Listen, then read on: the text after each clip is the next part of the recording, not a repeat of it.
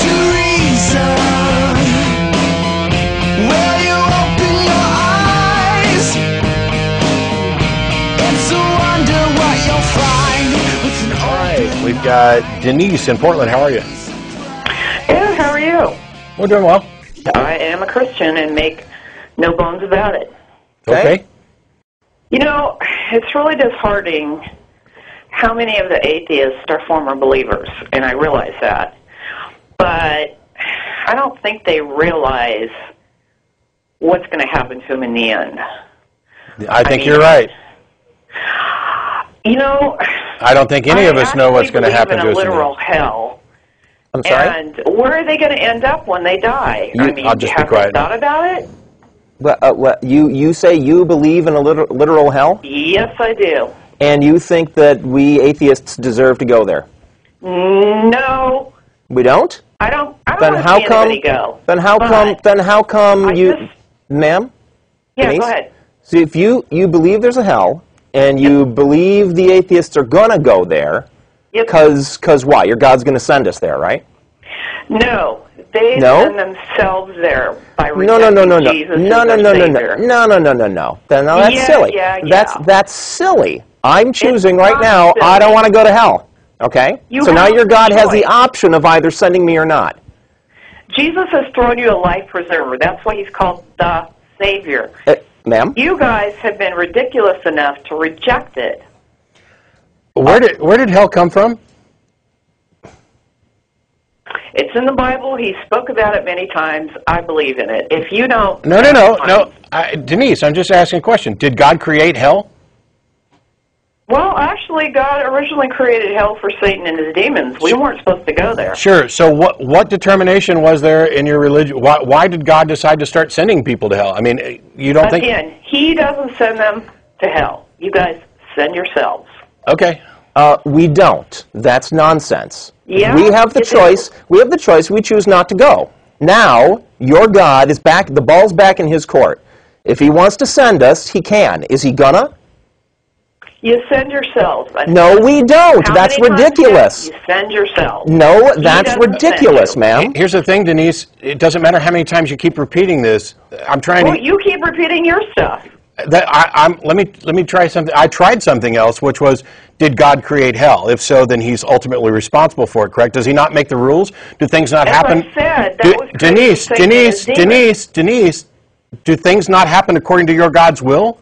Does he not already know? He's everybody's God. You keep referring to him as my God. He's everyone's No, God. He's not my God. I don't even believe he exists. But in any case, I don't care whether...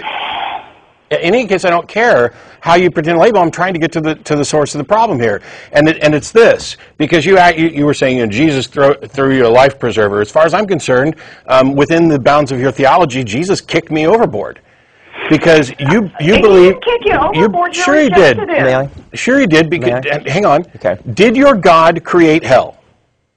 Yes or no? She said yes. Yes. Okay. Does your God create the rules of the universe, including the criteria by which souls are judged? Yes. Does anything happen that doesn't go according to your God's will? No. Then your God is ultimately responsible for everything, including the people who he sends to hell.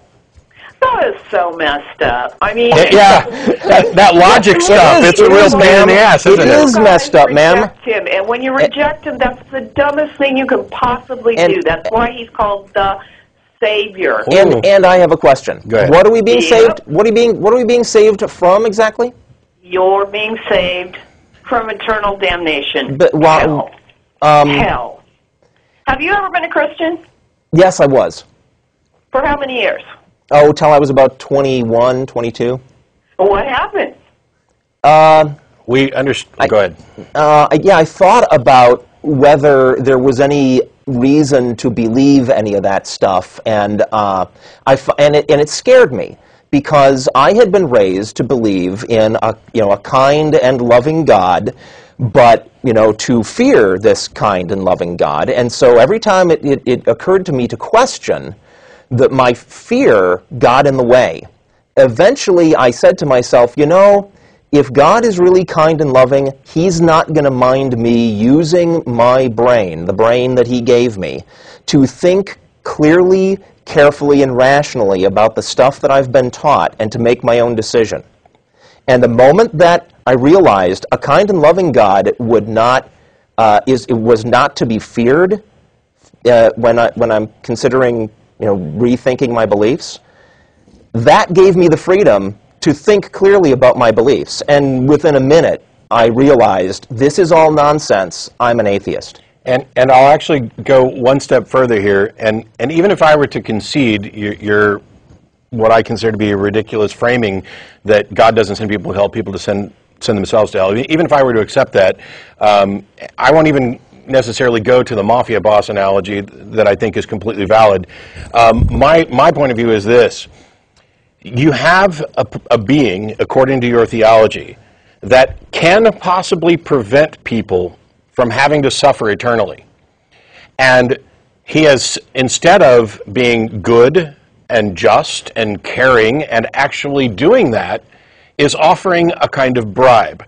And the bribe is, you need to believe without evidence, and you need to worship and adhere and follow my commands. That's not love. That is not love. That is not an exercise of love. That is not a save you. I mean, he went through hell. He didn't die. Do you not? He was the one that paid the price. Denise. People reject Denise. him, Denise. That's their decision. Right. Then why the fuck did you call? Excuse me? I just... You can't be a lot more civil to someone that calls in without using filthy language? Filthy language? Well, hang on. First of all, you called to tell us... This conversation is over. God bless you. I hope all of you see the light. He is the only way. Goodbye. Are you done? Oh. Yeah, she's hanging up now. I used a word that Denise hurt her feelings. Hey, it doesn't surprise me, and while we'll have to put a little disclaimer on this particular issue, it doesn't surprise me that somebody who is so muddled in their thinking and is so afraid of the irrational would give magic powers to words. Guess what? It's 4 letters, it's phonemes, they don't have any magical powers, it's a way of expressing an exclamation mark. You called.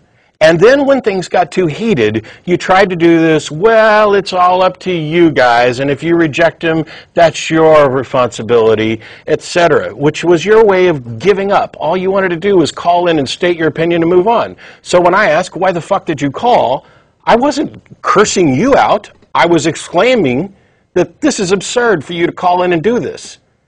To call in and pretend like you're going to defend your beliefs, and then when they're challenged directly to a point that you can't defend them, you cry that your feelings got hurt because somebody used a word that was scary. It's no wonder that you are still stuck in this mindset of being afraid of fantasy if one little word sends you screaming off of, oh, the poor atheists, they're beating up on me and they're saying offensive things. Can we spend a little time on this whole thing of we send ourselves to hell? Yeah.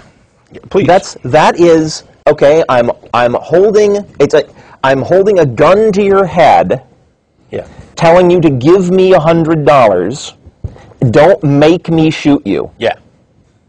That's what it is. That's what that arrangement is. No, that is, if Matt refuses to give me $100, he did not commit suicide. It's why I've used the mafia boss analogy before, because it's why I asked if you thought your God created hell.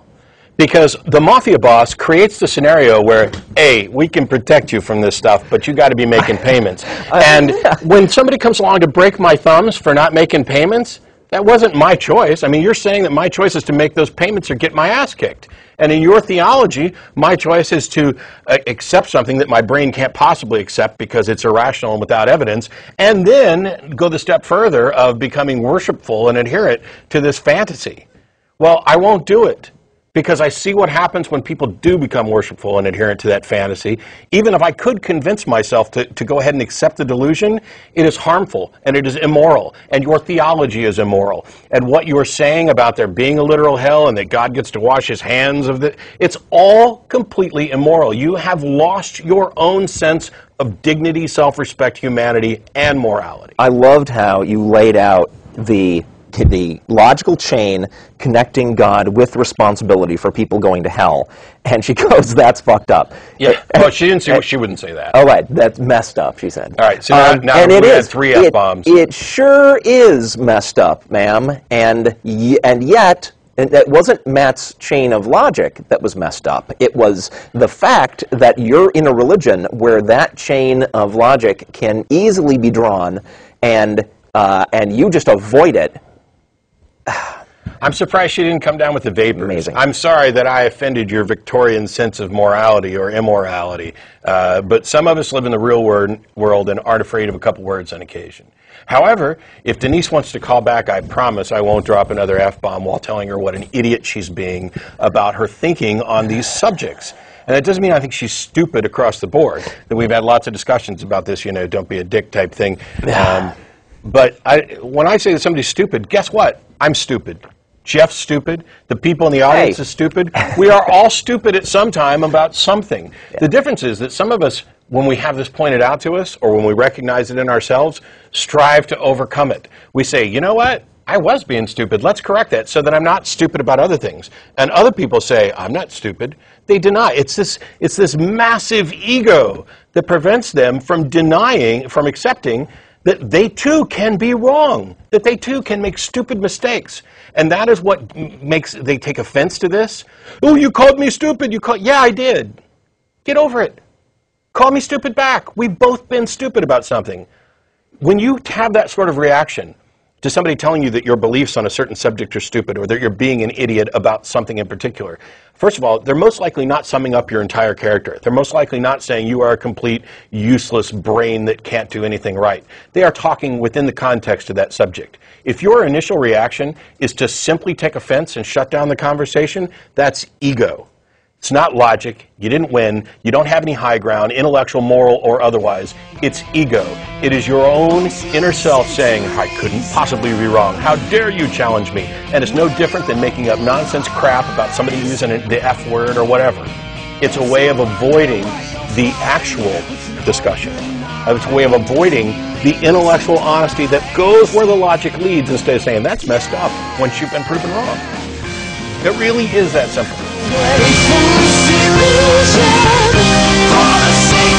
The content of this video is produced by the Atheist Community of Austin, a nonprofit educational organization promoting positive atheism and the separation of church and state. If you enjoyed this content and are willing and able to provide a donation, please visit the website below.